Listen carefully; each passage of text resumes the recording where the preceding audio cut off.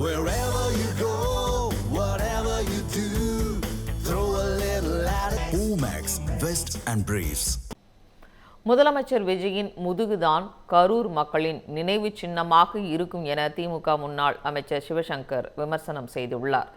கரூரில் முதலமைச்சர் பேசியது குறித்து அவர் அளித்த பேட்டியை தற்பொழுது பார்க்கலாம். ஊழல் பற்றிலாம் பேசுகிறார்.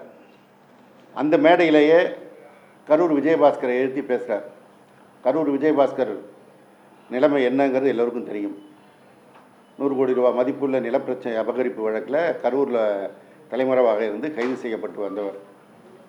அவருக்காக அங்கே விஜயபாஸ்கர் காத்திருக்கிறார். விராலிமலை முன்னாள் சட்டமன்ற உறுப்பினர். அவருக்கு இப்போ குட்கா வழக்கில் விசாரணைக்கு வர சொல்லி நீதிமன்றம் சொல்லியிருக்குது. இவர்களை வைத்து கொண்டு ஊழலை ஒழிப்பன்னு பேசுகிறாரு. கரூரில் நினைவு சின்னம் அமைப்பன்னு சொல்லியிருக்காரு. ஏற்கனவே மக்கள் மனதில் அந்த நினைவு சின்னம் இருக்குது. திருச்சி விமான நிலையத்தில் உங்களை போன்ற பத்திரிகையாளர்கள், ஊடகத்தை சேர்ந்தவர்கள் சார் சார் சார்னு கூப்பிடும்போது அந்த ஒரு வேக நடை போட்டார்.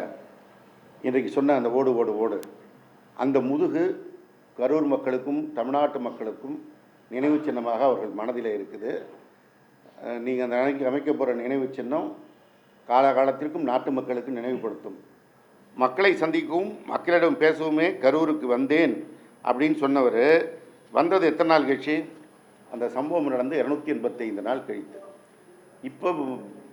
அப்போ தான் எங்கள் திராவிட முன்னேற்ற கழக ஆட்சி உங்களை போக விடாமல் தடுத்ததுன்னா உங்கள் ஆட்சி அமைந்து 2 மாதம் ஆகுது. அப்புறம் டிசம்பர் 27 உங்களுடைய திரைப்படமான ஜனநாயகனுடைய திரைப்பட இசை வெளியீட்டு விழா மலேசியாவில் நடந்த போய் கலந்து கொண்டு மிகுந்த மகிழ்ச்சியோடு நடனமும் ஆடினீர்கள். ஆனால் உங்களுக்கு மனதிலே வலியும் காயமும் கரூர் போகிற வரைக்கும் இருந்ததுன்னு சொல்கிறீங்க.